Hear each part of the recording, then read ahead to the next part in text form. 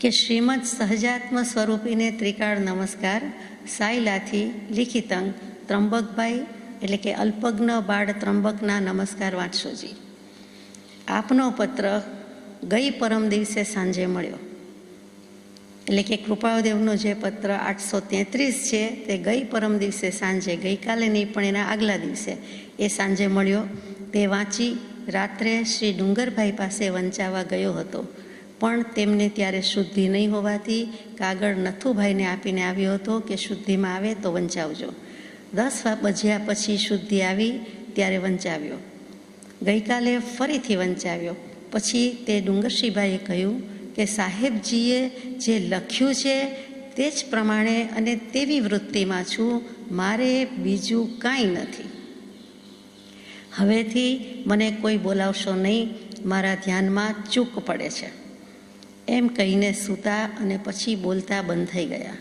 તાવ આવી, શરીરમાં ધ્રુજ થઈ ગઈ અને કાલે રાત્રે 9 વાગ્યા સુધીમાં શ્રી ડુંગરભાઈએ સુખ સમાધિ સહિત દેહત્યાગ કરી અપૂર્વ હિત કર્યું છે તે આપને જણાવવા લખું છું. લિખિતંગ સેવક ત્રંબક. અહીંયા એ પત્ર પૂરો થાય છે.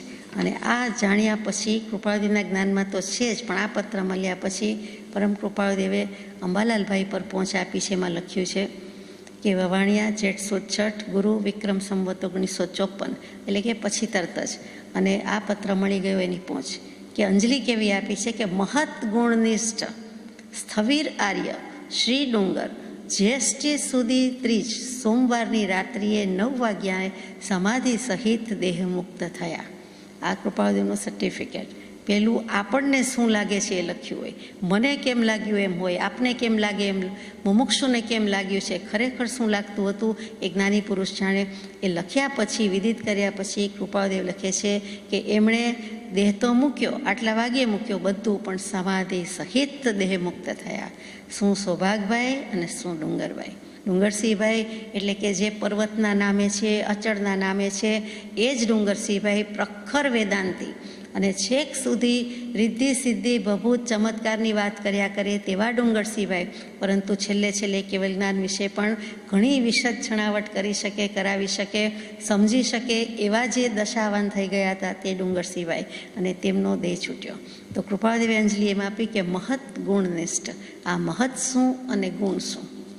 સામાન્ય તો સમજી ગયા કે મોટા માણસ, પણ મહત મોટું, મહત મહાન, મહત સઘન, મહત વ્યાપક, મહત અત્યધિક, અત્યંત, અસંખ્ય, અનંત.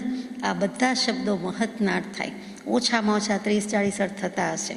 મહત તત્વ મહનીય મહ, મહાધામ ગુણધામ, ચિદાનંદ પરમાત્મા, વંદો રમતારામ. એ જે વાત મૂકી છે તે જ વાત અહીં કેવી છે. તો મહત એટલે એક અર્થ થાય છે પવિત્ર જ્ઞાન. મહત એટલે પવિત્ર જ્ઞાન, મહત ગુણનિષ્ઠ. મહત એટલે આત્મા કહી દીધો આપણે કે મોટામાં મોટું જે કાંઈ હોય તે આત્મા. એટલે કે આ જગતમાં બધા તત્વમાં મોટામાં મોટું તત્વ શું? તો આત્મતત્વ. એટલે મહત તત્વ મહનીય મહ. તો અહીંયા પણ મહત ગુણનિષ્ઠ કીધું છે. આત્મા અત્યંત મહાન, આત્મા નિરૂપમ, અને આત્માના ગુણ સિવાય બીજી કોઈ વાત નથી. આત્મા સાથે સરખાવી શકાય એવું બીજું કોઈ તત્વ જ નથી, એટલે નિરૂપમ તત્વ. આત્મધર્મ, તેનું નામ નિરૂપમ ધર્મ, કે જેને કોઈ બીજી ઉપમાન આપી શકાતું નથી. માટે તો એ જે છે તેવું જે કોઈ હોય તો જીવ કહીએ છીએ, તે જીવ કહેતા આત્મન કે આત્મા કહીએ છીએ. તો આત્મન મહત, મહાન, મોટું, અને પછી પવિત્ર જ્ઞાન જેનામાં હોઈ શકે, થઈ શકે, છેવટનું કેવલ જ્ઞાન જેમાં પ્રગટી શકે છે તે આત્મા છે. જળને થતું નથી, જળનો સ્વભાવ પણ નથી. આત્મા જ્ઞાન સ્વભાવી, આત્મા સર્વજ્ઞ સ્વભાવી, અને આત્માને જ આટલું પરમ પવિત્ર જ્ઞાન હોઈ શકે. આત્મા જેવો કોઈ દેવ નથી, યાને કે એના જેવું કોઈ પરમ પવિત્ર વસ્તુ નથી, તત્વ નથી. આ મહતના અર્થ. પછી અનંત, અસંખ્યાત, અધિક આપણે કહીએ એ પણ ખરું. પછી મહતનો એક અર્થ એમ મુકાય કે પર્યાપ્ત, એટલે કે પૂરા. સંપૂર્ણ નથી લખ્યું, પર્યાપ્ત લખ્યું છે. તો મહત ગુણનિષ્ઠ એટલે પર્યાપ્ત ગુણનિષ્ઠ. જે ગુણ જોવા જોઈએ, થવા જોઈએ, સમાધિ વરવા માટે, સમાધિ થવા માટે જે ગુણ જોઈએ તે ગુણો શ્રી ડુંગરસિંહભાઈમાં પ્રગટી ચૂક્યા હતા. માટે મહત ગુણનિષ્ઠ એમાં રહેલા. એ આત્માના ગુણ બધા પાસે છે, પરંતુ આત્માની શક્તિ પણ છે, પણ એમાં નિષ્ઠ હતા. એટલે કે પરિનિષ્ઠિત હતા, સ્થિર હતા, સ્થાપના એણે આત્માના ગુણો આત્મામાં સ્થાપેલા હતા અને પ્રગટાવ્યા હતા. એટલે ત્યાં નિષ્ઠા કહી દીધી. એને આત્માની અનંત શક્તિ સમૃદ્ધિની વાતમાં પૂરેપૂરી શ્રદ્ધા હતી. યાને કે કેવલ જ્ઞાન, સર્વજ્ઞ તત્વ પ્રણીત જે કાંઈ છે, સર્વજ્ઞ પ્રણીત તત્વ છે એની પૂરી શ્રદ્ધા પ્રગટી હતી. એ પર્યાપ્ત શ્રદ્ધાવાળા હતા. એક વખત ઘણા વખત સુધી આ છેલ્લા ભવના દાયકામાં, એટલે કે જે ડુંગરસિંહભાઈનો ભવ છે તેમાં વેદાંતિની જ શ્રદ્ધા હતી, વેદાંત દર્શનની શ્રદ્ધા હતી. પરંતુ પછી પલટન ખાધી, પલટો માર્યો છે. ચમત્કાર આત્માનો જ છે, બીજો કોઈ ચમત્કાર નથી. ગુપ્ત ચમત્કાર જ સૃષ્ટિના લક્ષમાં છે એમ એમને સંપૂર્ણપણે ભાન થયું છે. આ એ સમયની વાત છે કે જ્યારે હિન્દુસ્તાનમાં વૈજનાથ યોગી અને નથુરામજી શર્મા બંને સૌરાષ્ટ્રના, બંને કાઠિયાવાડના, એક જુનાગઢ બાજુ ને મૂળમાં બંને લીમડીના, અને એ બંનેએ જે યોગ શક્તિ અને સમાધિને ધ્યાનની આખી એક જુવાળ પ્રગટાવ્યો હતો અને ચમત્કાર વગેરે બહુ જ કરી જાણતા હતા, કરી શકતા હતા. બીજા યોગીઓએ જુદા. આ તો આ બેની બોલબાલા હતી. એ જમાનાની વાત છે, એ સમયની વાત છે. આ તે વખતે કન્ટેમ્પરરી કહેવાય એવું હતું. અને એ ચમત્કારને એનામાં બધામાં ડુંગરસિંહભાઈમાં ઘણી બધી નિષ્ઠા પ્રગટી હતી. એ બધી ફગાવી છે, યાને કૃપાળુદેવે કઢાવી છે. એ કૃપાળુદેવ છે, બીજા તો નથી. પરમ કૃપાળુદેવ છે. તો થઈ શક્યું અને શ્રદ્ધા મૂકી દીધી છે. અને હવે સર્વજ્ઞ પ્રણીત તત્વમાં બરાબર નિષ્ઠાવાન હોવાથી મહત ગુણનિષ્ઠ સ્થવિર આર્ય. આત્માની શક્તિ છે, પોતાને અનુભવ થયો, પોતાને પરચો થયો. આત્મા સમાધિસ્થ થઈ શકે છે. આવા કોઈ યોગ સાધન વિના પણ આત્માની સ્વસ્થતા છે એ જ સમાધિ છે. અને એનું વેદન છે, ભાન છે, પછી કર્યું છે. એટલે કૃપાળુદેવ લખીએ ત્યારે જેમ તેમ તો હોય જ નહીં. મહત ગુણ નિષ્ઠ હજી બાકી રહી ગયું. તો કે સ્થવિર આર્ય. સ્થવિર કોને કહીએ? તો કે જીના ગમમાં વધારે આ શબ્દ વપરાય. જેમાં આપણે મોટે ભાગે સ્થવિર સાધુ કહીએ, પછી સ્થિત કલ્પી કહીએ, જીન કલ્પી કહીએ, સ્થવિર કલ્પી કહીએ. તો એ સ્થવિર એટલે ત્યાં સાધુ, મુનિ કે ભિક્ષુક, એટલે કે આગળની દશાવાળા મુનિ, એ પણ સ્થવિરનો અર્થ થાય. અહીંયા ડુંગરસિંહભાઈને તો મુનિ કેવી રીતે કહીએ?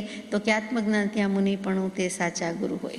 તો કે એ રીતે એવી દશાને પ્રાપ્ત કરેલું છે. બીજું સ્થવિર એટલે જીના ગમમાં વૃદ્ધ કહેવાય છે. વયોવૃદ્ધ, ધર્મવૃદ્ધ, જ્ઞાનવૃદ્ધ. એવી રીતે વયમાં વડીલ હોય, મોટા હોયને આપણે જે મુરબ્બી વડીલ કહીએ, એવી રીતે પણ સ્થવિર છે. એ પણ લગભગ સૌભાગભાઈ જેટલા જેવડા જ હતા. અને એના પછી બરાબર 12 મહિને દેહ ત્યાગ થયો. એટલે એ અર્થમાં એ વયોવૃદ્ધ હતા, સાથે ધર્મવૃદ્ધ, જ્ઞાનવૃદ્ધ પણ થયા હતા. એટલે એ પણ સ્થવિરનો અર્થ બેસે. અને પછી સ્થવિર એટલે પ્રાચીન કે જૂના, કે આ જૂના મુમુક્ષુ છે એમ આપણે કહીએ. આ તો વર્ષોથી આવે છે, વર્ષોથી ભક્તિ કરે છે, વર્ષોથી વાંચન કરે, વર્ષોથી કૃપાળુદેવને સમજવાનો અભ્યાસ કરે, પ્રેક્ટિસ કરે. એમ જેમ આપણે કહીએ છીએ તો કૃપાળુદેવ એમને જૂના, પ્રાચીન પણ કહે છે, સ્થવિર, વૃદ્ધ પણ કહે છે. આમ પણ અનંતકાળમાં કરતાં આવ્યા હોઈએ એટલે આત્માને જૂનો કેવો કે નવો કેવો સવાલ છે. જૂનો જ છે આત્મા.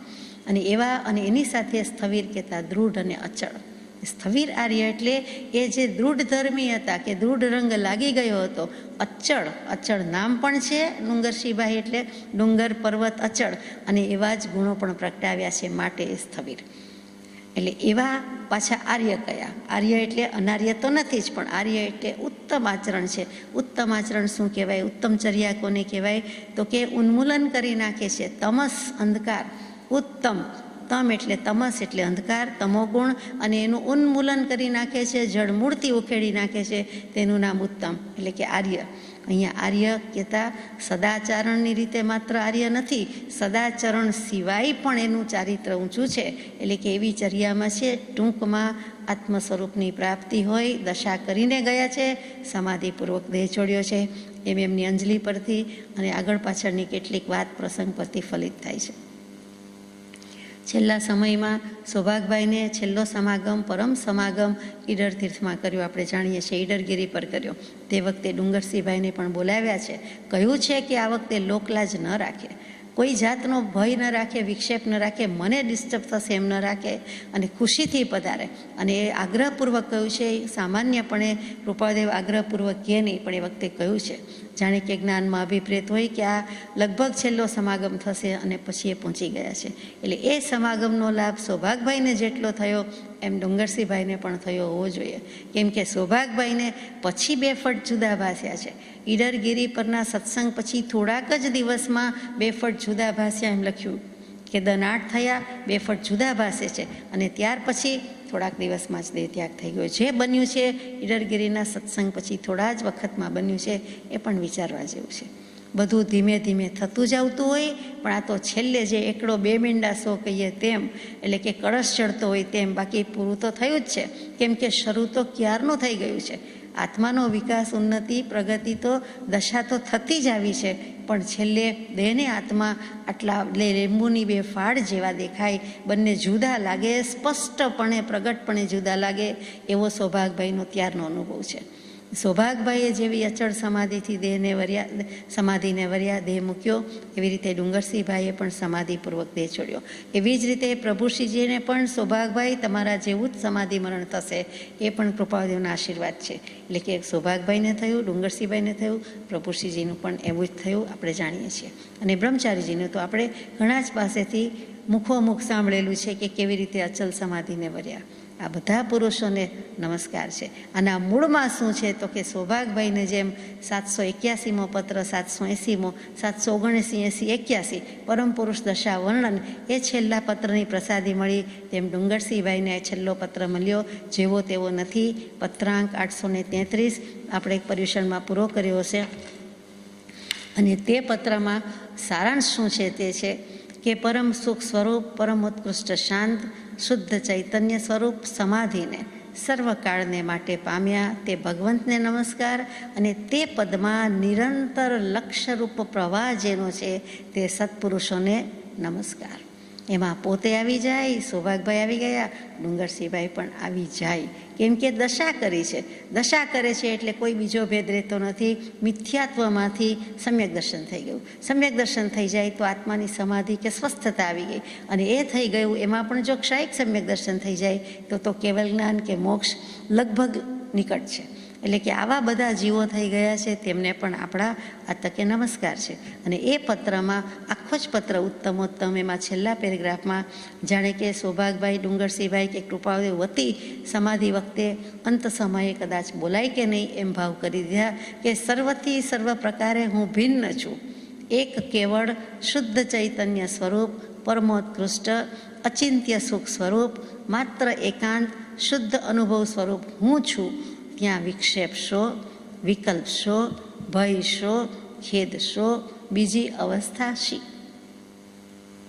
પોતે પોતાના આત્માને કહેતા હોય, ઉર્ફે આપણને પણ સંબોધીને કહેતા હોય, તેમ શુદ્ધાત્માને સંબોધીને કે હે આત્મા, હે શુદ્ધાત્મા, તને મારે બીજું શું કહેવું, હું આવો જ છું, આવા અનુભવ સ્વરૂપ છું. ત્યાં બીજો વિક્ષેપ, બીજો વિકલ્પ, બીજો ભય, બીજો ખેદ હોઈ શકે નહીં, સંભવી શકે નહીં. બીજી કોઈ અવસ્થા, સ્ટેજ, પર્યાય, દશા, હાલત, બેહાલપણું એવો કોઈ વિચાર જ કરવાનો રહેતો નથી. આત્માની આ જ દશા છે. એનો સ્વભાવ શાંત જ છે, સમાધિસ્થ થવાનો જ છે. અને એની ભિન્ન જ છે, દેહથી ભિન્ન, દેહાદિક સંબંધથી ભિન્ન, દેહાદિક પદાર્થથી ભિન્ન. તો પછી બધાથી ભિન્ન હોય એ અભિન્ન એવું આત્મતત્વ, અનુપમે એવું આત્મતત્વ પોતાની પાસે જ છે. જે વડગણા કે વડગાડ છે, ભૂત પ્રેત છે, એને કાઢીએ છૂટકો તો એ અજ્ઞાન છે, મિથ્યાત્વ છે, એ તો મૂકી દીધું, ખંખેરી દીધું. આત્મા શુદ્ધ જ છે, ત્યાં હવે બીજું કાંઈ એમને ખપતું નથી. હું માત્ર નિર્વિકલ્પ, શુદ્ધ, પ્રકૃષ્ટ શુદ્ધ અને પરમ શાંત ચૈતન્ય છું. હું માત્ર નિર્વિકલ્પ છું. હજુ નિર્વિકલ્પ કહેવાનું હતું, ત્યાં માત્ર નિર્વિકલ્પ આવ્યું. માત્ર પણ મા શબ્દ પરથી આવેલું છે. માત્ર ઉપરથી માતૃ, માતા, માતર અને છેલ્લે પ્રવચન માતા કહીએ છીએ, જીનવાણી માં કહીએ છીએ, ત્યાં સુધી કૃપાળુદેવ લઈ જાય છે. માત્ર નિર્વિકલ્પ છું, બીજું કોઈ જ નથી. અને પછી હું નિજ સ્વરૂપમય ઉપયોગ કરું છું, તન્મય થઉં છું. ઓમ શાંતિ, શાંતિ, શાંતિ. આ સૌરાષ્ટ્રની ભાષા છે, ગુજરાતી ભાષા છે. થઉં છું નહીં, તન્મય થાઉં છું. સ્થાપી દીધું, સ્થિર છે. એટલે કે થઉં છુંમાં એ ભાવ નથી આવતો જે સ્થામાં આવે છે. સંસ્કૃત ભાષા જનની છે, માતા છે, એના પરથી શબ્દ આવ્યો છે. સ્થા પરથી સ્થાપના, નિષ્ઠા, શ્રદ્ધા, અને સ્થાઉં છું, સ્થા પરથી થઉં છું, થાઉં છું. આમ પણ ખાઉં છું જ શબ્દ છે, પણ બધા ખાઉં છું બોલે. ગાઉં છું તો કે ગઉં છું, જાઉં છું તો કે જઉં છું. એમ એ જાઉં છું, જઉં છું ચાલે એવું છે, બાકી ચાલે એવું નથી.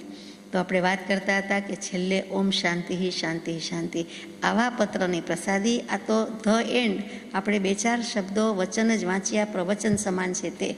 આખો જ પત્ર જીનવાણી કે જીન પ્રવચનને સમાવી દેતો. તે ડુંગરસિંહભાઈને 833માં મળ્યો. કૃપાળદેવે તાબડતોબ જવાબ સત્વરે લખ્યો, એ મળ્યો. અને સુગ્ન મુમુક્ષુ પણ કહેવા કે કાલે જઈશ ને પછી જઈશ નહીં, રાત્રે 10 વાગે એ જમાનામાં. પણ કોઈ જાગતા હોય કે સૂઈ ગયા હોય, અડધી રાત મધરાત જેવું લાગે, લાઇટના ઇલેક્ટ્રિસિટીના ઠેકાણા ન હોય, પરંતુ એવા કોઈ સંયોગની પરવા કર્યા સિવાય પહોંચ્યા છે, વંચાવ્યો છે. તો કે ત્યાં તે વખતે તેમને શુદ્ધિ ન હતી, એટલે થોડોક વખત બેભાનપણું આવી ગયું હશે. પછી પાછા સ્વસ્થ શાંતિ, અને બીજે દિવસે પાછો વંચાવ્યો, ત્રીજે દિવસે વંચાવ્યો. એટલે કે 2 વખત શુદ્ધિમાં બરોબર વંચાવ્યો. અને એમણે કહ્યું કે મને એમ જ છે અને એ જ વૃત્તિમાં છું, અને મને હવે કોઈ બોલાવશો નહીં, મારા ધ્યાનમાં ચૂક પડે છે, ભંગ પડે છે. મંત્રના સ્મરણનું અવલંબન પણ જેને જરૂર નથી લાગી કે છોડી દેવાયું છે, કે આત્મભાવમાં અથવા આપણે બોલવા પૂરતું આ બધા શબ્દો છે, આત્મા થઈને જ બેઠો છે, હવે અમારે બીજી કોઈ જરૂર નથી, બીજું કાંઈ અવલંબન જોઈતું નથી. આ કેવી દશા! આ શિષ્યોની કે આવા મુમુક્ષોની આવી દશા હોય તો પરમ કૃપાળુદેવની કેવી દશા હોય આપણે સમજી શકવાનું છે, વિચારી શકીએ છીએ કે આમની આવી બધી સમાધિ સ્વસ્થતા તો પોતાની કેવી પરમ સમાધિ હોય, કે જે પરમ સમાધિનો બીજો અર્થ કેવલ જ્ઞાન કયો જાય છે, નિર્વાણ કયો જાય છે, તેવી સમાધિ. શ્વેતાંબર આમનાઈમાં કે દિગંબર આમનાઈના આચાર્યો પણ એકી અવાજે આ કબૂલ કરે, આ શ્લોક તે કબૂલ કરે, ગ્રંથસ્થ કર્યો છે પરમાત્મા પ્રકાશ વગેરે શાસ્ત્રોમાં, તેવી સમાધિને વર્યા તે સત્પુરુષોને, પરમ કૃપાળુદેવને બધાને આપણા નમસ્કાર છે. તો આ પ્રસાદી પછી સોમવારની રાત્રિએ, એટલે કે તારીખ 23/5/1898, એટલે ડુંગરસિંહભાઈનો દેહ ત્યાગ થયો. એ જેઠ મહિનો વિક્રમ સંવત 1954 અને વિક્રમ સંવત 1953 જેઠ મહિનામાં શ્રી સૌભાગભાઈનો દેહ ત્યાગ થયો. એમ કેવું એના કરતાં સમાધિને વર્યા એ બરોબર લાગે છે. પછી લખ્યું છે કૃપાળુદેવે અંબાલાલભાઈ પર પત્ર, ત્રંબકભાઈના પત્રની પહોંચ, અને સાથે સાથે અહીંયા મુનિઓને નમસ્કાર પ્રાપ્ત થાય. એટલે કે અંબાલાલભાઈ જ્યાં છે ત્યાં ખંભાતમાં પ્રભુશ્રીજી વગેરે પણ આ અરસામાં ત્યાં બિરાજમાન છે. એટલે ચરોતરમાં જ ઉપરાઉપરી 2-3 ચોમાસા એમના થયા છે. વિક્રમ સંવત 1952, 53, 54, આ 54ની સાલ ચાલે છે. અને ટૂંક સમયમાં હવે વસો ક્ષેત્રે પ્રભુશ્રીજીને પણ કૃપાળુદેવ આત્મજ્ઞાન પ્રાપ્ત કરાવવાના છે. આપણે જાણીએ છીએ એટલે આપણે ઇન એડવાન્સ કહી શકીએ છીએ. હજુ તો વિક્રમ સંવત 1954નો જેઠ આવી ગયો, એટલે ચોમાસું બેસવાને હવે બહુ વાર નથી. આ જૂન, એ વખતે મે મહિનામાં જેઠ મહિનો આવ્યો છે. યુઝવલી જૂન મહિનામાં જેઠ મહિનો આવતો હોય છે, ગુરુ પૂનમ, અને ત્યાર પછી આપણે જાણીએ છીએ કે ચોમાસું બેસે છે. અહીંયા આ પત્ર પૂરો કરીએ છીએ. પછીનો પત્ર લઈએ કે પત્રાંક 835, મુંબઈ, જેઠ વદ ચોથ, બુધ, વિક્રમ સંવત 1954, તારીખ 8/6/1898. મેમાંથી જૂનમાં આવી ગયા. ઓમ નમઃ. પંચ પરમેષ્ઠીને નમસ્કાર, સહજાત્મ સ્વરૂપને અને સ્વરૂપી જે કોઈ છે તે બધાને નમસ્કાર કર્યા છે. કોને પત્ર લખાયો છે તો વવાણિયા સ્થિત શ્રી રાયચંદભાઈ મનજીભાઈ દેસાઈ છે, તેમને આ પત્ર લખાયો છે. વવાણિયાના પોપટભાઈ મનજીભાઈ દેસાઈની વાત, પ્રસંગ ઘણો બધો આવે છે. આ રાયચંદભાઈ એટલે એમના ભાઈનો ખાસ આવતો નથી, એટલે વધારે કહી શકાતું નથી, પરંતુ તે રાયચંદભાઈના નામે અથવા તો એમને પત્ર લખ્યો છે. કેટલીક વખત વિનય વિવેક છે, જો રાયચંદભાઈ મોટા હોય ને પોપટભાઈ નાના હોય અને એક ઘરમાં સાથે ત્યારે રહેતા હોય, અંડર વન રૂફ હોય, તો પછી એ મોટાના નામે પત્ર જાય. આ વસ્તુ પણ બહુ સમજવા જેવી, વિચારવા જેવી છે. મોટે નામે હોય, મોટે ઘરે હોય, એક વ્યવહાર હોય, એમ આપણે સાંભળીએ છીએ, પણ હકીકતમાં એ વિનય ગુણ જેવો તેવો નહોતો. એને જ સંબોધીને હોય, બીજાને સંબોધની હોય, પણ ઉપર સંબોધન અથવા એડ્રેસ કરે તેમાં તો તેનું જ નામ આવે. અને આપણે કેવું વિચારીએ આ કાળમાં કે મારું છે, પર્સનલ છે, રાઈટ? ખરું, અંગત કહેવાય. મનની વૃત્તિ શુદ્ધ અને સ્થિર થાય એવો સત્સમાગમ પ્રાપ્ત થવો બહુ દુર્લભ છે. એ જ અરસામાં પત્ર લખાયો છે, એટલે કંઈક સૌભાગભાઈની જ વાત હોવી જોઈએ, અથવા બીજા કોઈક પરિવારમાં કંઈ થયું હોવું જોઈએ કે દેહત્યાગ થયો, સમાધિની વાત છે કે સત્સંગની વાત છે. તો કૃપાળુદેવ લખી જણાવે છે કે મનની વૃત્તિ શુદ્ધ અને સ્થિર થાય એવો સત્સમાગમ પ્રાપ્ત થવો બહુ દુર્લભ છે. મનની વૃત્તિ શું? તો કે મન જ શું? તો કે આત્માનો ઉપયોગ જ્યારે વિચારવાનું મનન કરવાનું કામ કરે છે ત્યારે તે મન કહેવાય છે. અને વૃત્તિ શું? તો કે વૃત્તિના 50 અર્થ થાય, પણ આપણને અત્યારે શું સંબોધન થાય છે, શું અભિપ્રેત છે? તો કે વૃત્તિ એટલે જે આત્માના ઉપયોગની જ એક દશા છે, અથવા તો જે કાંઈ ભાવ થયા કરે છે, અધ્યવસાય થાય છે, લેશિયા થાય છે, તે વૃત્તિ કેવી છે. પછી વૃત્તિના 5 પ્રકાર પણ મૂક્યા કે સંશયને, અનધ્યવસાયને, વિપર્યાયને, પ્રમાણને. સાચું હોય એ પણ વૃત્તિ કહેવાય. આત્મવૃત્તિ છે તો ત્યાં વૃત્તિ શબ્દ તો આવ્યો જ, તો એ પણ ત્યાં પ્રમાણપૂર્વકની છે, જ્ઞાનપૂર્વકની છે, ત્યાં આત્મવૃત્તિ કહીએ છીએ.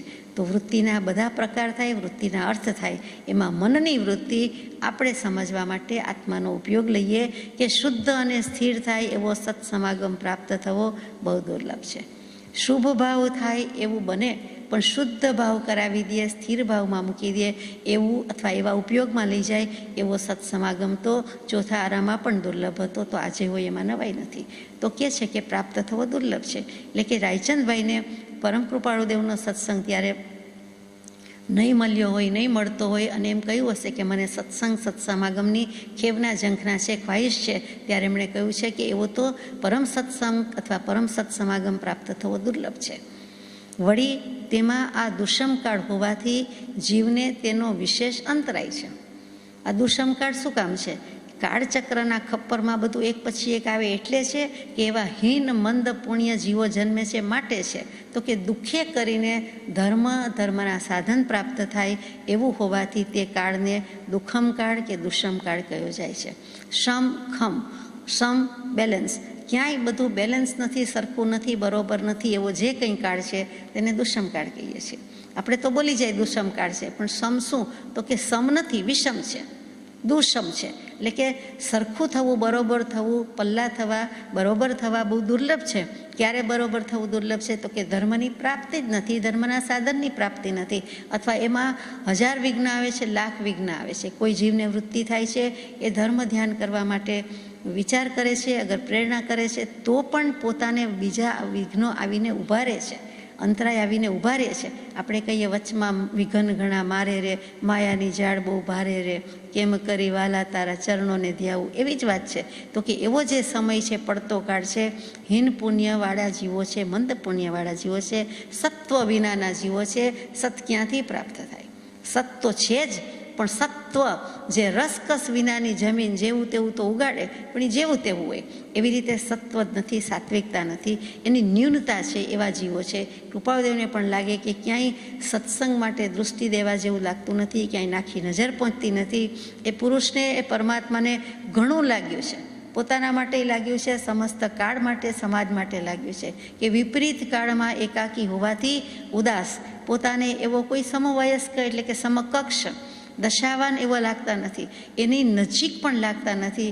અને એ ઉદાસીનતા બહુ જુદી વાત છે. એકાકી હોવાથી, તો કે વિપરીત કાળ, ત્યાં ઊંધો કાળ કહી દો, ખોટો કાળ, અવળો કાળ. પણ જન્મવું પડ્યું તો પડ્યું, પણ એમણે સાર્થક કર્યું, જીવી જાણ્યા, પરમાત્મા ભાવ, પરમાત્મા દશા પ્રગટાવી દીધી. કાળ શું કરી શકે? કાળ કાંઈ કરી શકતો નથી. કાળ જે કરી શકે છે એના કરતાં આત્મા અનંત ગણી શક્તિવાન છે, સમૃદ્ધિવાન છે. તો એણે કાળને પણ ડફણા માર્યા છે, કાળને પણ ઉલ્લંઘી ગયા છે.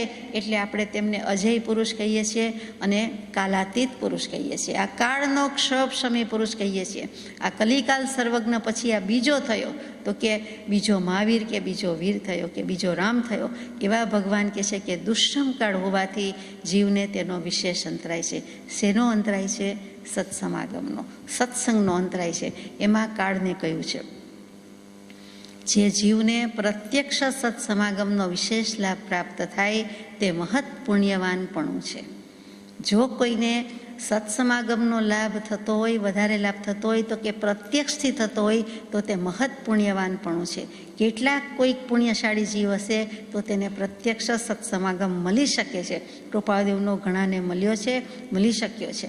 એમાંના એક છે રાયચંદભાઈ પણ. એટલે એ કહે છે કે તો વિશેષ લાભ થાય. જે સત્સંગ, જે લાભ, જે સત્શ્રુતથી, સત્શાસ્ત્રથી થાય એના કરતાં પ્રત્યક્ષપણામાં વિશેષ કોઈક વખત અનંત લાભ થાય. પ્રત્યક્ષ યોગે વગર સમજાવીએ સ્વરૂપ સ્થિતિ થવી સંભવિત છે, એ અત્રે અમે માનીએ છીએ. સૌભાગભાઈને લખાયેલો બહુ શરૂઆતનો પત્ર. અને આનો સંગ થયા પછી તમે નિર્ભય થાઓ, ભય રહિત થાઓ, પછી હવે મુક્ત થઈ જાઓ. એ કૃપાળુદેવે સૌભાગભાઈને કોઈક અજબ કુમારીથી લખેલું છે અને એ પ્રમાણે સૌભાગભાઈ ડુંગરસિંહભાઈ કરી ગયા છે. અહીંયા રાયચંદભાઈને લખ્યું છે કે વિશેષ અંતરાય હોય એમાં નવાઈ નથી, પણ જો પ્રત્યક્ષ થશે તો વિશેષ લાભ થશે. અને કોને થશે તો કે મહત પુણ્યવાનપણું છે. બળભાગી હશે, પરમ સદભાગી હશે તો તેને મોટા પુણ્ય હશે, ઘણા પુણ્ય વપરાઈ જશે ત્યારે એવો લાભ પ્રાપ્ત થશે. સત્સમાગમના વિયોગમાં સત્શાસ્ત્રનો સદાચારપૂર્વક શાસ્ત્ર પરિચય અવશ્ય કરવા યોગ્ય છે.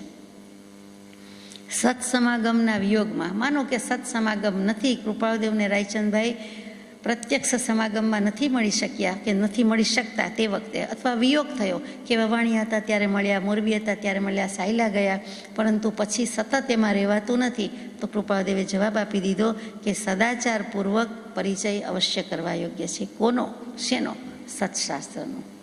આત્માદિ અસ્તિત્વના જે નિરૂપક શાસ્ત્ર, પ્રત્યક્ષ સદગુરુ યોગની ત્યાં આધાર સુપાત્ર.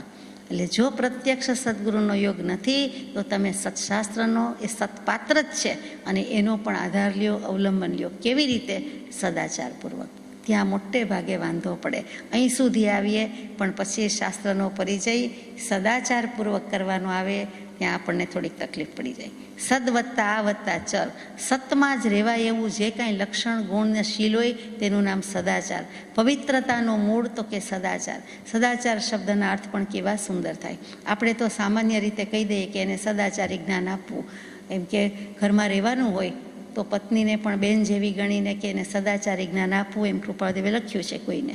એવી રીતે આપણને પણ કહ્યું છે ઘણું કે સદાચરણ કે સદવર્તનપૂર્વકનો વ્યવહાર એ જ જીનેશ્વરની આજ્ઞા છે. પ્રતિપત્તિ શબ્દ મૂકેલો છે ત્યાં, પછીના કોઈ પત્રોમાં આવશે. તો અહીંયા સદવૃત્તિ, સદવ્યવહાર એમ કહેવાની બદલે સદાચરણ મૂક્યું, સદાચાર મૂક્યું. આચાર, અનાચાર, દુરાચાર બધા કરે, બધાને ભૂલ થઈ જાય, પણ અહીંયા તો સદાચાર એટલે સદાચાર. એટલે મોટી વસ્તુ સત એટલે શીલ સ્વભાવ. સત, શીલ, સ્વભાવ, પૈડી એટલે પ્રકૃતિ, આ બધા એકાર્થક છે. એ આત્માના સ્વભાવની વાત છે, કોઈના સ્વભાવની વાત નથી. પ્રકૃતિ એટલે પણ સ્વભાવ, શીલ એટલે પણ સ્વભાવ, સ્વભાવ એટલે સ્વભાવ, આત્મ સ્વભાવ. અહીંયા સદાચાર એટલે કહ્યું તો કે એ તે સ્વભાવના ભાન પ્રત્યે લઈ જાય તેવો છે, માટે એને સદાચાર કીધો છે. સત પ્રત્યે લઈ જાય, સતમાં સ્થિતિ કરાવી દેવો છે, માટે સદાચાર. અને એવો તમારે શાસ્ત્રનો પરિચય અવશ્ય કરવા યોગ્ય છે.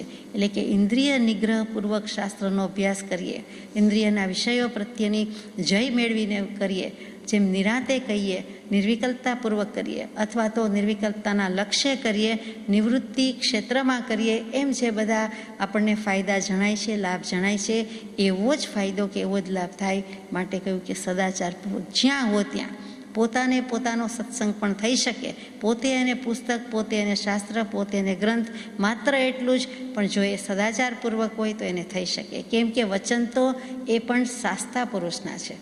જે શાસ્ત્ર લખાયું છે, જેટલા લખાયા છે, જે હાથમાં આવે છે, હસ્તગત થાય છે, એ તો શાસ્તા પુરુષના, જ્ઞાની પુરુષના વચન છે. એટલું જ નહીં, કૃપાદેવની આજ્ઞાપૂર્વક છે. એટલે સોનામાં સુગંધ પડી જાય છે. સોનામાં તો સુગંધ કદાચ હોય ન હોય, પ્રગટે ન પ્રગટે, અશક્ય વાત છે. આમાં છે, આમાં શક્ય છે કે એમાં પાનું ફરે ને સોનું જરે એવી વાત. અને જ્ઞાની પુરુષની આજ્ઞા સહિત. અને વળી પાછું ત્રીજો મુદ્દો તો કે પોતાની ઇન્દ્રિયના વિષયના જયપૂર્વક, નિગ્રહપૂર્વક કરે છે, એટલે કે તપશ્ચરણપૂર્વક કરે છે, સદાચારપૂર્વક કરે છે. એટલે લટકાનું થાય છે, વધારાનું થાય છે, સવાયો લાભ થાય છે. 100માંથી 100 તો મળે, પણ 125 ક્યારે મળે? 1માંથી 1 મળે, પણ આ તો સવા મળે. એટલે તો સવાયો કયો? પા વધારાનું થઈ જાય છે. તો કે એ પરિચય અવશ્ય કરવા યોગ્ય છે. અવશ્ય બીજી વખત આવે તો અવશ્ય એટલે ચોક્કસ જરૂર કરવા યોગ્ય છે. બીજું અવશ્ય એટલે 5 ઇન્દ્રિય અને 6ઠા મનને વશ થયા સિવાય કરવાનું છે. એટલે કે ઇન્દ્રિય અને મન આત્માને વશ હોય, તાબે હોય, આત્મા ઇન્દ્રિયોને અને મનને અધીન થઈને વર્તે નહીં એમ વર્તવાનું નથી. એટલા માટે અવશ્ય કરવા યોગ્ય છે. જેમ સામાયિક પ્રતિક્રમણ તો દરરોજ કરવા જ જોઈએ, સ્તુતિ ભક્તિ તો કરવા જ જોઈએ, પૂજા તો કરવી જ જોઈએ, વંદન નમસ્કાર કરવું જ જોઈએ, દેવવંદન તો કરવું જ જોઈએ, એમ જેમ વણાઈ ગયું છે તેમ અવશ્ય કરવા યોગ્ય છે. આવશ્યક જેમાં સમાય છે એવો શુદ્ધ ઉપયોગ પ્રાપ્ત થવો જોઈએ. નિર્વિકલ્પતા આવવી જોઈએ. મનની વૃત્તિ શુદ્ધ અને સ્થિર થાય એવો સમાગમ પ્રાપ્ત થવો દુર્લભ છે. તો લક્ષ્ય ક્યાં કરાવે છે? તો કે પૂર્ણતાનો. કે લક્ષ્ય કયો છે? નિર્વિકલ્પતાનો છે. 100માંથી 100 માર્ક્સ લેવાની વાત છે. કેવલ જ્ઞાન જ ખપે, મોક્ષ જ ખપે, એથી ઓછું ન ખપે એવા લક્ષ્ય માટે, એવા કુમારી માટે કહે છે કે અવશ્ય કરો, ચોક્કસ કરવા જેવું છે, આ ભવે કરી લેવા જેવું છે, આ દેહે કરી લેવા જેવું છે. અહીંયા આ પત્ર પૂરો થઈ જાય છે. રાયચંદભાઈને ધીમેકથી સોફ્ટ સ્પોકન લેંગ્વેજ કહીએ પણ ઘણું કહી દીધું છે કે હવે તમે સત્સમાગમ શાસ્ત્રમાં રહ્યો અને તમને સત્સમાગમ પ્રત્યક્ષપણે ન મળે તો પરોક્ષપણે એ શાસ્ત્ર જ છે. આત્મસિદ્ધિજી તો પછી અપાઈ છે, હજુ અપાઈ નથી, લખાઈ ગઈ છે પણ કંઈ રાયચંદભાઈ વગેરે સુધી આવી નથી. આપણા સુધી આવી ગયા છે આત્મસિદ્ધિજી, એટલે આપણને એમ થાય કે એમને નથી મળી, નથી ખબર, પણ હજુ પ્રગટ નથી થઈ. પત્રાંક 836 કોને લખાયો તે અનુપલબ્ધ છે. ઉત્પાદ વ્યય ધ્રુવ છગડીયો કૌંસ આ ભાવ એક વસ્તુમાં એક સમયે છે. ત્યાર પછી છે જીવ અને પરમાણુઓનો, નીચે લખ્યું છે, આખું ચોરસ દોરેલું છે, સ્ક્વેર બનાવ્યું છે, સંયોગ, અને વચ્ચે લખ્યું છે કે જીવ પરમાણુ અને વર્તમાન, ઉપર જીવો અને નીચે ભાવ પરમાણુઓ. પછી બાજુમાં લખ્યું છે કે આ ભાવ એક વસ્તુમાં એક સમયે છે. પછીનું પાનું પછી લઈએ છીએ. કોને લખ્યો છે ખબર નથી, કેમ કે મહાવીર સ્વામીએ ગૌતમ પ્રભુને ત્રિપદી આપી એમ આપણે કહીએ છીએ, પણ હકીકતમાં ગૌતમ પ્રભુને આપી કે જીવ માત્રને આપી, પ્રત્યેક જીવને આપી. પણ તે વખતે નિમિત્તમાં ગણધર પ્રભુને એમણે ઝીલ્યું એટલે ગૌતમ પ્રભુને આપી એમ આપણે બોલીએ, અને વાતામાં કે વાતમાં એમ જ કહેવાય. વૃત્તાંત એ રૂપે જ છે, ઇતિહાસ એ રીતે છે. હકીકતમાં જે વસ્તુનું સ્વરૂપ અનંતકાળથી કે અનાદિકાળથી જે તીર્થંકર દેવે જોયું છે, જે અનંતા તીર્થંકર દેવે જોયું, એ મહાવીર સ્વામીએ જોયું કેવલ જ્ઞાનની પ્રાપ્તિ પછી અને દેશના, અને પછી ગૌતમ ગણધરને જે આપ્યું કે વસ્તુનું સ્વરૂપ તો આ પ્રમાણે છે, પદાર્થની રચના આ પ્રમાણે છે, એમ કરીને જે ત્રિપદી આપી દીધી. ત્રિપદી કહેતા 3 પગ જેના પણ હોય તે આપણે ટીપોઈ કહીએ છીએ. ટેબલને 3 પગ હોય તે એ ટીપોઈને જ હોય, બીજા ટેબલને મોટે ભાગે 2 કે 4 હોય, પણ અહીંયા ટીપોઈ કહીએ એ જ 3 પગલાં, 3 પદ, 3 પગલાં, ટીપોઈ, અને સાથે સાથે જે પણ 3 શબ્દ આવતા હોય, 3 પદ આવતા હોય તેને ત્રિપદી કહેવાય. એમાં જ્ઞાન દર્શન ચારિત્ર મુખ્ય છે. અને ત્યાર પછી આપણે જે ત્રિપદી કહીએ છીએ અથવા વધારે પ્રસિદ્ધ છે તે ઉત્પાદ વ્યય દ્રવ્ય યુક્તમ સત. તે ઉત્પાદ, વ્યય અને દ્રવ્ય, માત્ર તેને જ ત્રિપદી કહેવાય છે એવું નથી, પણ એ મોટી છે, મહત્ત્વની છે. અને આ રીતે વીર પ્રભુએ ગૌતમ પ્રભુને આપી એટલે ત્રિપદી કહેતા આપણને તેનો જ લક્ષ થાય છે, પણ સાથે સાથે જ્ઞાન દર્શન ચારિત્ર એ 3 શબ્દનો પણ થવો જ ઘટે. તો અહીંયા ઉત્પાદ વ્યય ધ્રુવ લખ્યું છે કે આ ભાવ શું? તો કે ભાવના 25-50 અર્થ થાય. આપણે કોઈ વાર યથાશક્તિ વિચાર્યા છે. અત્યારે ભાવ એટલે અહીંયા બીજું કાંઈ નથી, વસ્તુનું હોવાપણું, અસ્તિત્વ. ભૂ ઉપરથી હોવું અને થવું, ભૂ પરથી ભાવ, પછી તો સ્વભાવ, વિભાવ, પરભાવથી માંડીને ઘણું બધું. તો અહીંયા વસ્તુનું હોવાપણું, વસ્તુ છે જ, અનાદિકાળથી છે, અનાદિકાળથી આ જગત છે, વિશ્વ વ્યવસ્થા છે, અને તીર્થંકર દેવ છે. કેમ કે તીર્થંકર દેવ ન થયા હોય, સર્વજ્ઞતા ન પ્રગટી હોય તો વસ્તુનું સ્વરૂપ જેમ છે તેમ કે જ કોણ? એટલે અનંતકાળથી જ આ પ્રમાણે છે. અને એમાં આ ભાવ એટલે ઉત્પાદ વ્યય દ્રવ્ય એક વસ્તુમાં એક સમયે છે. કોઈ એક વસ્તુમાં એક સમયે જ આ 3 ભાવ છે એ આપણે સ્વીકારી શકતા નથી, કારણ કે એક સમયવર્તી ઉપયોગ નથી, એક સમયનું જ્ઞાન નથી, કેવલ જ્ઞાનીને છે, બાકીને નથી. માટે આપણે જલ્દીથી ગ્રહણ કરી શકતા નથી, પકડી શકતા નથી. પણ વસ્તુ તો એમ જ છે, કેમ કે એમણે જોયું છે. એમના જ્ઞાનમાં હસ્તા મલકવત આવ્યું છે. પ્રથમ મહાવીર દેવે 3 કાળને મુઠ્ઠીમાં લીધો, એટલે કે કેવલ જ્ઞાન પ્રગટ્યું છે. ભૂત, ભાવિ ને વર્તમાન 3 કાળ એક સમયમાં દેખી જાણી જોઈ શકે છે, ઝળકી જાય છે, ઉપયોગના પ્રયોગ વિના દેખાઈ જાય છે. તે કેવલ જ્ઞાનની વાત છે. એક પ્રદેશ, એક પરમાણુ, એક સમયનું જેને જ્ઞાન થાય તેને કેવલ જ્ઞાન કહીએ છીએ. તો એવા કેવલ જ્ઞાની પ્રભુએ લખ્યું છે. અહીંયા આપણા પરમ કૃપાળુ દેવે લખ્યું છે કે આ 3 આ ભાવ એક વસ્તુમાં એક સમયે છે. ઉછીનું લઈએ અને પોતે અનુભવીને લખીએ એમાં બહુ ફેર છે. આપણે ઉછીનું કહેતા હોઈએ, બોરોડ નોલેજ, કે શાસ્ત્રોમાં આમ કહ્યું છે, આ ભગવાને આમ કહ્યું છે, વચનામૃતજીમાં આમ કહ્યું છે, આપાને આમ કહ્યું છે. અહીંયા તો જાણે કે પોતે મૂકી દીધું છે. શું કામ મૂક્યું? બધા જાણે છે આ વાત, તેમ છતાં મૂક્યું. 50 અનુવાદ કર્યો ત્યારે પણ મૂક્યો. એની 21મી 24મી ગાથામાં આપણે વિચાર્યું હતું એ જ વસ્તુ પાછી અહીંયા છે કે ઉત્પાદ, વ્યય, દ્રવ્ય આ ભાવ એક વસ્તુમાં એક સમયે છે. એક સમય તે સૌ સમય ભેદ અવસ્થા જોઈ. એ પણ કૃપાળુ દેવે કીધું કે હોય તેનો નાશ નહીં, નહીં તે નહીં હોય. જે વસ્તુ છે તેનો કદી નાશ થતો નથી. દેખીતો નાશ લાગે છે, નાશ નથી, ટુકડા થાય છે, પરમાણુ થાય છે, તો પણ રૂપાંતર જ પામે છે. અવસ્થા બદલાય છે, સ્ટેજ બદલાય છે, એ નાશ પામી શકતું નથી.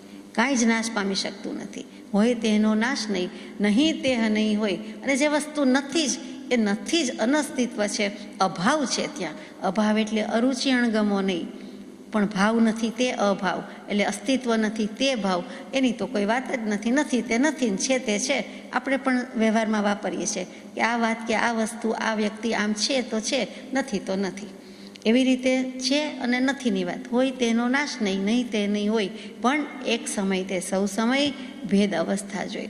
જે ભેદ દેખાય છે તે અવસ્થામાં પર્યાયમાં છે, રૂપાંતર પામે છે. હાલ બેહાલ કે ખુશહાલ થાય છે તો એમાં થાય છે, પણ ખરેખર તો વસ્તુ તો જેમ છે તેમ જ છે. એટલે આ સારાંશ રૂપે મોટો સાર આપી દીધો છે.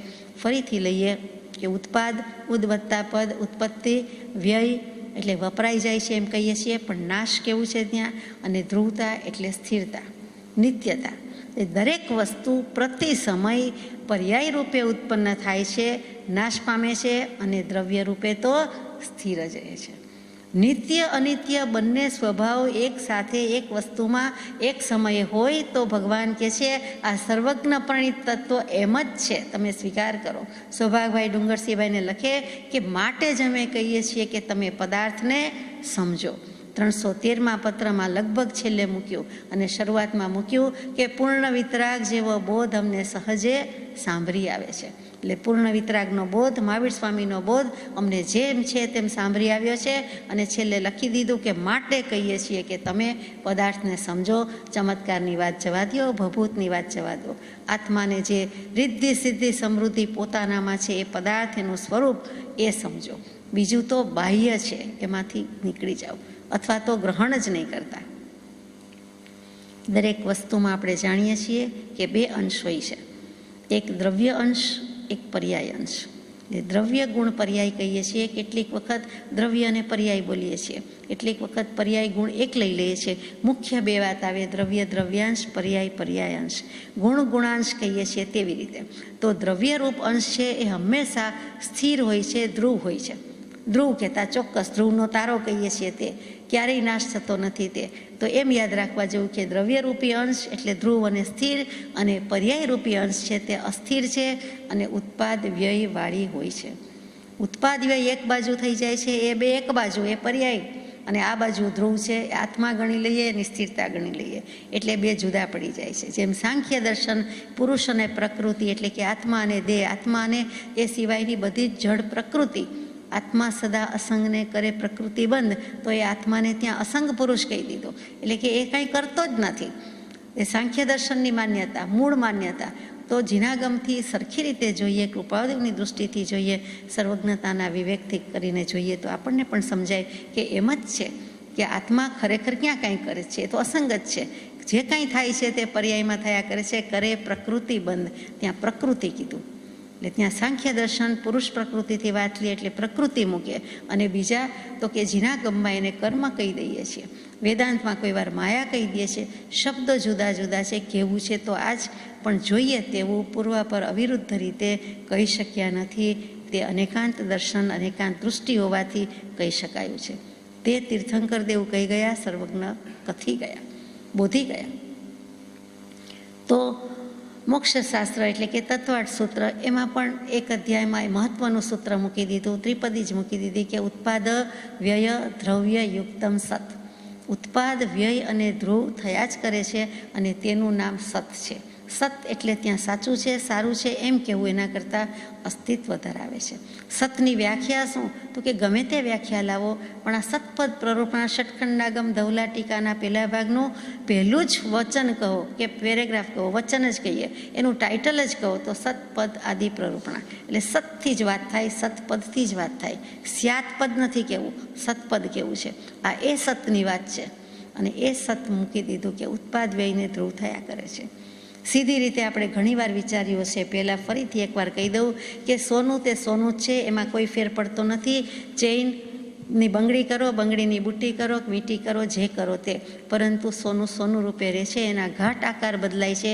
એટલે ઉત્પન્ન અને વ્યય એ જુદા જુદા આકારે, એક આકાર તરીકે નાશ પામ્યો, બીજા આકાર તરીકે જન્મ લીધો, ઉત્પત્તિ થઈ, તો એ ઉત્પાદ વ્યય થયું. એ જ વસ્તુ બધામાં લાગુ પડે છે. પરંતુ સોનું સોનું રૂપે તો ધ્રુવત્વ ધરાવે જ છે, ચોક્કસ છે, એમાં કાંઈ ફેર પડતો નથી. એ ધ્રુવ સ્વભાવ છે. તો એ જ ત્રિકાળી ધ્રુવ સ્વભાવ આવે એમ વારંવાર વાંચવા સાંભળવામાં આવે એ બીજું કાંઈ નથી. આપણા જ આત્માના ગુણગાન છે, આપણી જ વાત છે.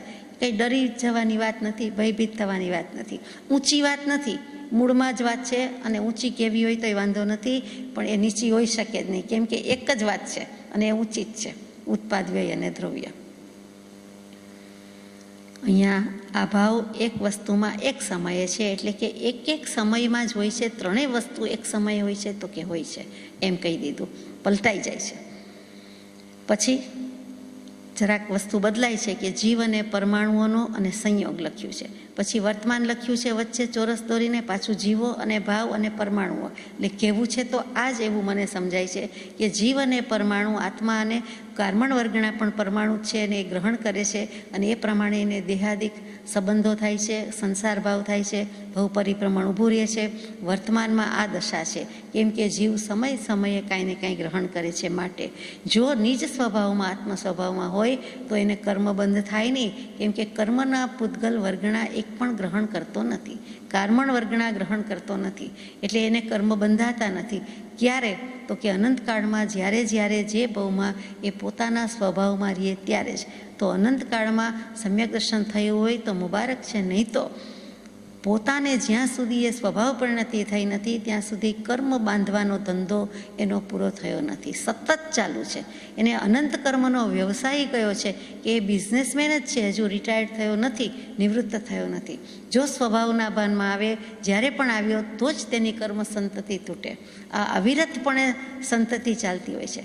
કર્મ સતત ચાલ્યા કરે છે, કર્મ બોલાવ્યા કરે છે, કર્મને આત્મા બોલાવ્યા કરે છે.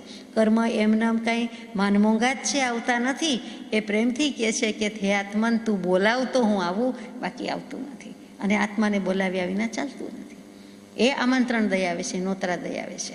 અને પછી કે તમને કોણે બોલાવ્યા હતા? તો તમે જ બોલાવ્યા હતા, દેખીતી વાત છે. તો અહીંયા જીવ પરમાણુઓના સંયોગની વાત અથવા ચોરસ વાત પૂરી થાય છે. અને એ જ પત્રમાં આગળ જઈએ છીએ. હાંસીઓ છે આપણે લખવાની ટેવ જતી રહી, પણ નોટબુકમાં ડાબી બાજુ જે થોડો માર્જિન કહીએ છીએ તે રાખીએ, માર્જિનનું ગુજરાતી હાંસીઓ કહીએ. ત્યાં એમણે કૃપાળદેવે સુંદર એક શબ્દ લખી દીધો છે, પછી વાત એની. અને પછી અંદર બધું શું લખ્યું છે એની વાત લઈએ કે હાંસિયાનું હાંસિયામાં જ છે. એ અગત્યનું ગણાય કે ન અગત્યનું, કૃપાળદેવે લખ્યું છે એટલે મહા અગત્યનું ગણાય. અને જે નથી અગત્યનું, નથી કરવા જેવું, જે આપણે કરી રહ્યા છીએ, તો એની વાત લખી છે. મૂળ વસ્તુ અંદર લખી છે, કોઈ એક જીવ. એટલે હવે આપણે કોઈ એક જીવમાં આપણે જીવ છીએ, આપણે જડતો નથી, એટલે આપણે લેવું તો પડે જ આપણને. પછી દરેક નીચે ઇન્વર્ટેડ કોમાઝમાં લખ્યું છે ડીટો ડીટો, એમ કે ચાલો એક જીવ, કોઈ એક જીવ. શું? તો કે પહેલું એકેન્દ્રિયપણે પર્યાય. આપણે બધાએ નિગોદમાંથી નીકળેલા જીવ છે. મૂળ ક્યાંના? તો નિગોદના જ કહેવું પડે. કેટલા વખતથી તો અનંતકાળના, અને મૂળ તો નિગોદના. આપણે સામાન્ય રીતે ગામ ને એવું બધું પૂછતા હોઈએ, પણ ક્યાંના એટલે ગામ તો પૂછવા જેવું જ નથી, બધા એકમાંથી જ નીકળેલા છે નિગોદના. તો એકેન્દ્રિયપણે પર્યાય. ને નિગોદ એટલે એકેન્દ્રિય જીવ કહેવાય. એક ઇન્દ્રિય છે, સેન્સ ઓફ ટચ ઓનલી. દેખીતું દેખાય નહીં છતાં એને કહેવાય. કેમ કે સર્વજ્ઞ એ જ્ઞાનમાં જોયું છે કે એકેન્દ્રિય આત્મા છે. કંદમૂળમાં હોય નિગોદના જીવ જ્યાં જ્યાં રહેલા છે, 14 રાજલોકમાં મોટામાં મોટા ગોળા લટકતા હોય એમ એક એક નિગોદ, એવા અસંખ્ય અનંત ગોળા, એમાં અસંખ્ય પ્રતર, એની અસંખ્ય શ્રેણી, અને એક એકમાં અનંતા જીવ. એટલે કોઈ પાર જ ના આવે. અનંતને કેટલી વાર ગુણવું ખબર નથી, અને અનંતના ગણિતમાં બધો જવાબ અનંત જ આવે. તો એકેન્દ્રિયની પર્યાય. પછી બીજી 2 ઇન્દ્રિય પણ એ પર્યાય. કાંઈક પ્રગતિ થઈ તો આપણે 2 ઇન્દ્રિયમાં આવ્યા. એટલે કાયા મળી હતી, કાયા પછી જીભ મળી, જમવાની ને બોલવાની 2. પછી નાક, 3 ઇન્દ્રિય મળી, એટલે 3 ઇન્દ્રિય પણ કોઈ એક જીવ આવ્યું. પછી 4 ઇન્દ્રિય પણ કાયા, જીભ, નાક, આંખ મળી, એટલે 4 ઇન્દ્રિય. પછી 5 મળી, એટલે કાન મળ્યા, કે સાંભળો તો કાંઈક આપણું કલ્યાણ થાય, એટલે શ્રવણેન્દ્રિય છેલ્લે મળી છે. તો કાયા, જીભ, નાક, આંખ ને કાન, એમ પંચેન્દ્રિયપણું સુધી વર્તમાન ભાવ જીવ આવ્યો. તો અત્યારે આપણે સંજ્ઞી પંચેન્દ્રિય છીએ, અને આપણે એ રીતે સ્વીકારી શકીએ, સમજી શકીએ, વાંચી શકીએ છીએ. તો કોઈ એક જીવની આ પંચેન્દ્રિય સુધી આમ ગતિ થાય, અને થઈ આપણી. પછી છગડીયો કૌંસ બદલાય છે, બીજો થાય છે સંજ્ઞી, અસંજ્ઞી, પર્યાપ્ત, અપર્યાપ્ત, વર્તમાન ભાવ. તો 5 ઇન્દ્રિય તો મળી, તો આપણે સંજ્ઞી છીએ કે અસંજ્ઞી? તો સંજ્ઞા ઉપરથી સંજ્ઞી શબ્દ આવ્યો, કે જેને મન છે તેને સંજ્ઞા કહેવાય, અથવા તો સંજ્ઞી જીવ કહેવાય, અને અસંજ્ઞીને મન નથી. તો ગાય, ભેંસ, કૂતરા, બિલાડી બધું જોઈએ છીએ તે, અને આપણે બધા જ પંચેન્દ્રિય જીવ છીએ. બધા જ સંજ્ઞી મનુષ્ય અને સંજ્ઞી પંચેન્દ્રિય, એટલે તિર્યંચ છે. મનુષ્ય અને તિર્યંચ 2 ગતિ જુદી પડી ગઈ, પરંતુ તે બધા પણ સંજ્ઞી પંચેન્દ્રિય છે. આપણે પણ સંજ્ઞી પંચેન્દ્રિય છીએ. તો પછી ભેદ ક્યાં રહ્યો? તો કે ભેદ જે અસંજ્ઞી પંચેન્દ્રિય છે તેને લાગુ પડે. એવા પણ જીવો છે કે જે અસંજ્ઞી કહેવાય. તો અહીંયા સંજ્ઞા શબ્દનો વિશાળ વ્યાપક અર્થ છે, તે વિચારવો પડે કે સંજ્ઞા શું? તો કે સમવત્તા જ્ઞાન, એટલે કે જાણવા તુલ્ય, એટલે કંઈ પણ જાણી શકે, જાણવા તુલ્ય, એ જાણવા બરોબર છે. એટલે કે જ્ઞાનનો જ એક ભાગ, અંશ કે અનંતમો અંશ હોય, પરંતુ એને જ્ઞાનની વાત છે. નિગોદના જીવને પણ અનંતમો ભાગ જ્ઞાનનો ઉઘાડ છે. અક્ષરનો અનંતમાં ભાગનો ઉઘાડ કેવો પડે છે, અને છે તો આપણને હોય એમાં નવાઈ નથી. એટલે જ્ઞાનનો એક ભાગ, એટલે સંજ્ઞા તો આપણને છે. સંજ્ઞા મુખ્ય આપ જાણો છો તેમ 4 કહીએ છીએ: આહાર, ભય, મૈથુન અને પરિગ્રહ. એ 4 સંજ્ઞા છે. જીવ માત્રને આહાર સંજ્ઞા છે. વૃક્ષના ઝાડના મૂળિયાને પણ આહાર સંજ્ઞા છે. મૂળિયા લંબાવીને જ્યાંથી ત્યાંથી જમીનમાંથી પાણી લઈ લે, પાણી ચૂસી લે છે મૂળિયા, એટલે એને પણ આહાર સંજ્ઞા છે. એને કોણ પાણી પીવડાવે તો જ મળે એવું નથી, પણ એ પાણી બીજેથી શોષી લે છે, જમીનમાંથી ચૂસી લે છે. મૂળિયાનો વિકાસ થાય છે, લાંબા લાંબા ઊંડા જાય છે, એટલે એને પણ સંજ્ઞા છે. તો બીજાને હોય એમાં નવાઈ નથી, પણ મૂળ ખરેખર વિચારો તો 16 સંજ્ઞા છે. આહાર, ભય, મૈથુન આપણે જાણીએ છીએ તે. પછી ક્રોધ, માન, માયા, લોભ આપણે કશાયમાં કહીએ છીએ, પણ એને પણ જ્ઞાની પુરુષો જીનાગમમાં સંજ્ઞામાં પણ લઈ જાય છે. એ પણ એક જાતની સંજ્ઞા છે. ક્રોધ એક જાતનું એવું ખોટું જ્ઞાન કરે છે, માન ખોટું અભિમાન, માયા ખોટી, પછી લોભ કરે છે, પણ એ પણ એક જાતનું જ્ઞાન. અજ્ઞાનમાં જેમ જ્ઞાન શબ્દ આવ્યો તેમ એવી રીતે એ પણ એક જાતની સંજ્ઞા છે, એક જાતની શક્તિ છે, એટલે એ કરી ચૂકે છે. પછીની વિચારવા જેવી છે કે કેટલાકને ઓઘ સંજ્ઞા છે, કેટલાકને લોક સંજ્ઞા છે, કેટલાકને સુખની સંજ્ઞા છે, કેટલાકને દુઃખની સંજ્ઞા છે. કેટલાકને સુખી છે એમ લાગે, સારી ઊંઘ આવી જાય તો એમ થાય કે સુખ વેદાય છે. કઈ જાતનું સુખ છે? જાણીએ છીએ કે કાંઈ નથી. તો શાતા કેવું, સુખ કેવું? તો કે મેં અનુભવ્યું ને મને ખબર પડે ને સારી ઊંઘ આવી કે ખરાબ ઊંઘ આવી કે ન આવી, કે સ્વપ્ન આવ્યું તો એ કે અધૂરી આવી, અથવા તો ડિસ્ટર્બ થયેલી આવી, તો એ પોતે જ કહી શકે. એવી રીતે આપણને અહીંયા કહે છે કે સુખ દુઃખનું જે વેદન થાય છે સાચું નથી, કાલ્પનિક છે, પરંતુ કાંઈક તો થયું ને, કાંઈક તો ભાવ થયો ને, તો એ બધી સંજ્ઞા કહેવાય. એટલે ઓઘ સંજ્ઞા, લોક સંજ્ઞા, સુખ સંજ્ઞા, દુઃખ સંજ્ઞા. પછી મોહ, વિતેગીચ્છા, શોક અને ધર્મ, એને પણ સંજ્ઞા કહી છે. કે કંઈ મોહ થાય છે, વસ્તુ ગમે છે, કે વ્યક્તિ પ્રત્યે આકર્ષણ થાય છે, તો એ શું છે, શેમાં લેવાનું? એને લેશિયા, અધ્યવસાય ભાવ બધું બરાબર, પણ એને સંજ્ઞા પણ કહેવી પડે કે મોહ સંજ્ઞા છે. આકર્ષણ થાય છે એટલે મોહ છે. પછી મૂંઝાવે છે, આ વસ્તુ લેવી કે નહીં, ગમે છે કે નહીં, અથવા પોષાય કે નહીં, અથવા આવી બીજી છે કે નહીં, આનાથી સારી છે કે નહીં, આનાથી મોટી છે કે નહીં, નાની છે કે નહીં, વગેરે. તો ત્યાં એ મૂંઝવણ છે, એક જાતની આકુળ વ્યાકુળતા છે, અસ્વસ્થતા છે, વિકલ્પ છે, એટલે એને મોહ કયો છે. તો એ પણ એક સંજ્ઞામાં મૂક્યો છે. પછી શોક કીધે છે. શોકમાં પણ એ જ અંતઃકરણની ઉર્મી જે કહીએ છીએ, ખરાબ લાગે છે, દુઃખ લાગે છે, દિલગીરી થાય છે, પસ્તાવો થાય છે, એ બધાને પણ સંજ્ઞામાં મૂક્યું. વિતિગીચ્છા એટલે કે જુગુપ્સા કે નિંદા થાય છે, અરુચિ થાય છે, સુગ આવે છે, કેટલા મેલા કપડાં પહેર્યા છે, કેટલા ફાટેલા છે, કેટલા બધા બાવા ઝાડાવાળું છે, આ પુસ્તક છે કે વાત છે, બધેથી બાવા ઝાડા છે, ગૂંથાઈ ગયા છે બાવા ઝાડા, અથવા કેટલી બધી ધૂળ છે, તો ત્યાં અંશે પણ આપણને વિચિકિત્સા, જુગુપ્સા, નિંદા અથવા તો એટલે કે સુગ છે, અરુચિ છે, અણગપો છે. તો એ પણ એક જાતની સંજ્ઞા જ થઈ કે બધાને ખબર પડતી નથી, અને ખબર પડે છે તો વ્યક્ત કરી શકતા નથી. અને છેલ્લું ધર્મને પણ સંજ્ઞા કહી દીધી છે. એટલે આ પ્રમાણે 16 સંજ્ઞા કહી. એમાં એકેન્દ્રિય જીવોને પહેલી 10 સંજ્ઞા હોય, આગળ કહી તે બેઇન્દ્રિય વગેરે જીવોને ઓઘ સંજ્ઞા સિવાયની 15 સંજ્ઞા હોઈ શકે. અને આપણે પંચેન્દ્રિય 5 હાથ પૂરા જેને કહીએ, કાળા માથાના માનવી અને જે કાંઈ બીજા પંચેન્દ્રિય પશુ પંખી હોય તે બધા, તેને 16 સંજ્ઞા હોઈ શકે છે. એટલે કે આ બધી સંજ્ઞામાં ધર્મ શું કામ મૂક્યો કે ગમે તે સંજ્ઞા હોય એ સંજ્ઞાથી પર જઈ શકે છે, કેમ કે ધર્મ પણ એક સંજ્ઞા છે, એ પણ જ્ઞાન છે, જાણવાનું, ધ્રુવ ધારી શકે છે, ટકાવી શકે છે, રાખી શકે છે. આત્માના ધર્મમાં ટકાવી શકે છે તો ત્યાં સંજ્ઞા છે તો થઈ શકે છે. કોઈક વખત આ સંજ્ઞામાં જુદા રીતે 3 પ્રકાર વાંચશો, વિચારશો તો એમાં પણ આવશે કે દીર્ઘકાલિકી સંજ્ઞા, એટલે કે લાંબા સમય સુધીનું વિચારી શકે છે, જાણી શકે છે, સમજી શકે છે, તો એને દીર્ઘકાલિકી સંજ્ઞા કહેવાય છે. એ સમજી શકાય છે કે આપણે જ વધારે દીર્ઘદૃષ્ટિ રાખીએ છીએ, ભવિષ્યનું શું, કાલનું શું, આટલા વર્ષ પછીનું શું, એમ આપણને થાય, વળી પરભવનું શું, એમ કરીને પણ દીર્ઘકાળ સુધી વિચારી શકીએ છીએ.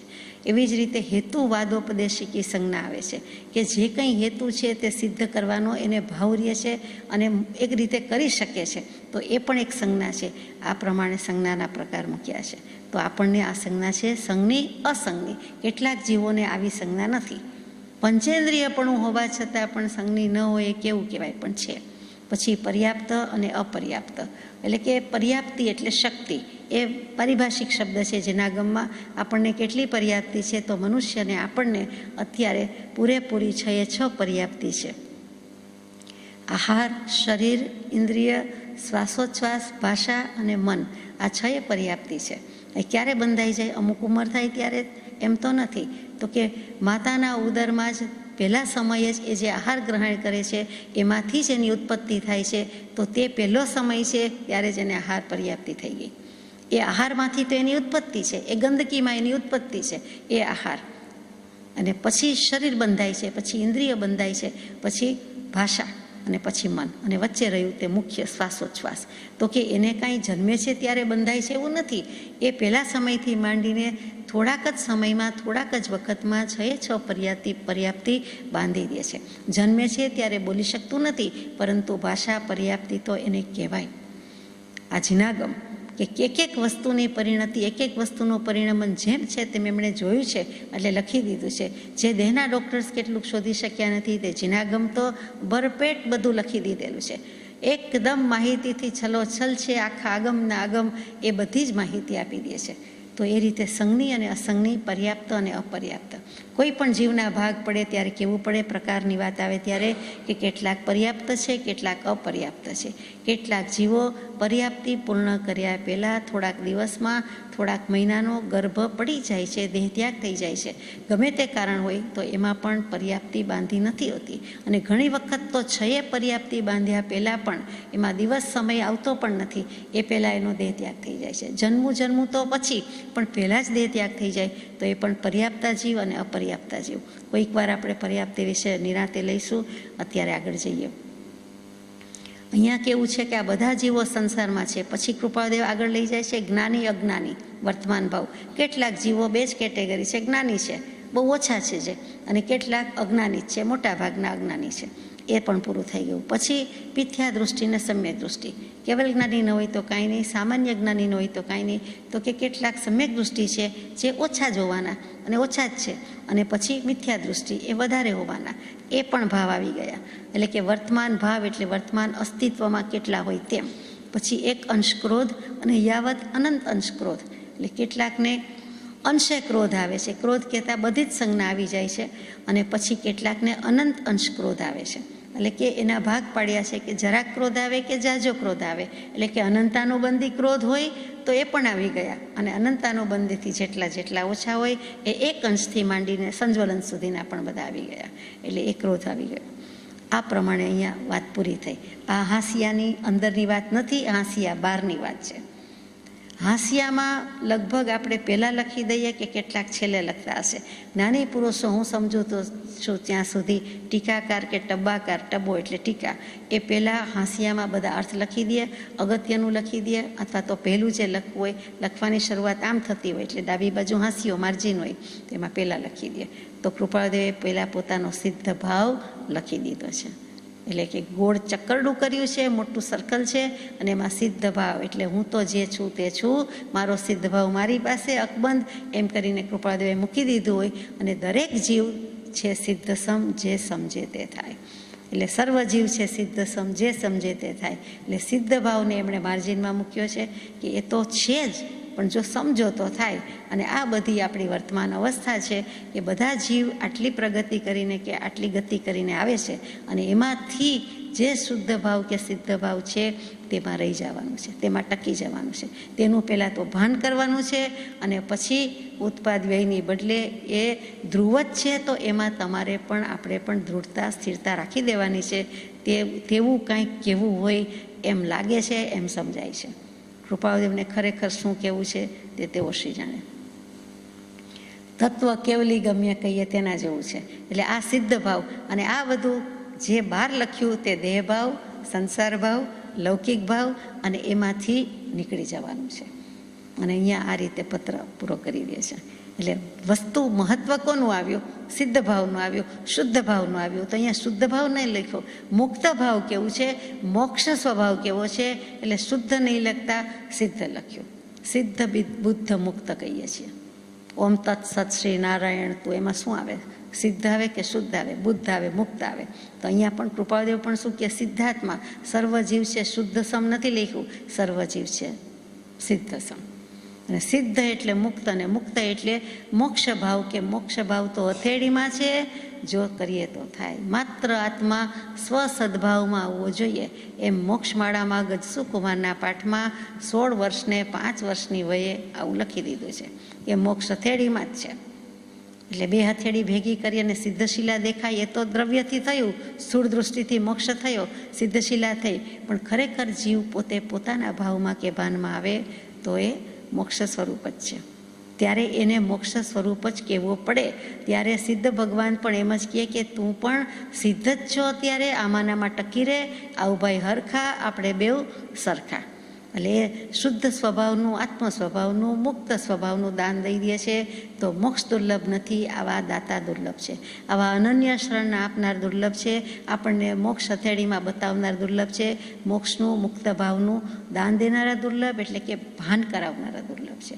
જે ભાન પરમ કૃપાળદેવે કર્યું, એટલે આપણે અંજલિ આપતા હોઈએ તેમ આવડે નહીં આપણને. એટલે આત્મસિદ્ધિ શાસ્ત્રમાં પોતે જ લખી દીધું કે સદગુરુના ઉપદેશથી આવ્યું અપૂર્વ ભાન, નિજપદ નિજમાં હી લયું, દૂર થયું અજ્ઞાન.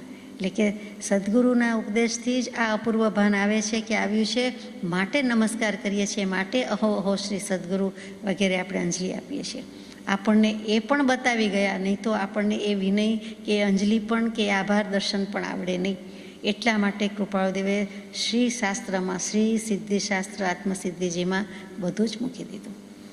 અને ત્યાર પછી કહી દીધું કે હવે આત્મસિદ્ધિ ભવતરણીજી, ચિત્તમાહી અવધારવી એહી જ જીવન કરણીજી. આ ભવથી મોક્ષે લઈ જાય તેવી છે, અને ચિત્તમાં અવધારવી જોઈએ. જ્યાંથી પત્રની શરૂઆત કરી ત્યાં જ આવ્યા કે મનને શુદ્ધ કરવા માટે, કે વૃત્તિ શુદ્ધ કરવા અને સ્થિર રાખવા સત્સમાગમ પ્રાપ્ત થવો બહુ દુર્લભ છે. જે વાત આવી હતી રાયચંદભાઈના પત્રમાં, એ જ વાત આગળ જાય છે કે આત્માના ઉપયોગને શુદ્ધ કરવો, સ્થિર કરવો એ મુખ્ય વાત છે. એવો સ્થિર સ્વભાવ તે ઉપજે રે, નામ ચારિત્ર તે અણલિંગ, મૂળ માર્ગ સાંભળો જીનનો રે. પહેલાં શુદ્ધ થાય એટલે એટલા સમયની સ્થિરતા હોય, પછી સંપૂર્ણ સ્થિરતા આવે ત્યારે એને આપણે સ્થિર સ્વભાવ કહીએ છીએ. શુદ્ધ અને સ્થિરનો ડિફરન્સ શું છે, ફરક ક્યાં છે? તો કે જ્યારે શુદ્ધ થાય છે કે તે શુદ્ધ થાય છે, તો કે શુદ્ધ તો છે જ, પણ વિભાવ પરિણતિ ન કરે. માટે એ શુદ્ધ જ છે અને સિદ્ધ જ છે. અને ત્યારે જ એને બુદ્ધ કહી દીધો. એ બધું જ છે, શુદ્ધ સિદ્ધ બુદ્ધ સ્વયં જ્યોતિ સુખધામ, પોતાનામાંથી જ પ્રગટ્યું ને જ્ઞાન. બીજાએ થોડું કરી આવ્યું, ભાન કરાવ્યું, પણ જ્ઞાન તો પોતાની પાસે હતું, એ જ પ્રગટાવ્યું ને. એ પણ સમજવા જેવું છે, જ્ઞાન ગુણ તો પોતાનો જ છે, બીજાનો નથી. દરેક જીવનો પોતપોતાનો છે, તે જ પ્રગટાવવાનો છે, અને ત્યાં સિદ્ધિ હાંસલ થઈ જાય છે. એટલે અહીંયા જે અંતે અયોગી સ્વભાવ કીધો, પેલો અપૂર્વ સ્વભાવ, પછી નિર્વિકલ્પ સ્વભાવ, પછી અયોગી સ્વભાવ. તો અયોગી સ્વભાવ સુધીની દશા, મોક્ષે જવા સુધીની દશા થઈ જાય છે એકમાત્ર સિદ્ધ ભાવનો, આત્મ સ્વભાવનો લક્ષ્ય કરે, ભાન કરે અને એમાં સ્થિતિ કરે. ઉત્પાદ વ્યય દ્રવ્ય સમજીને પણ કરવાનું તો એ જ છે. સજાત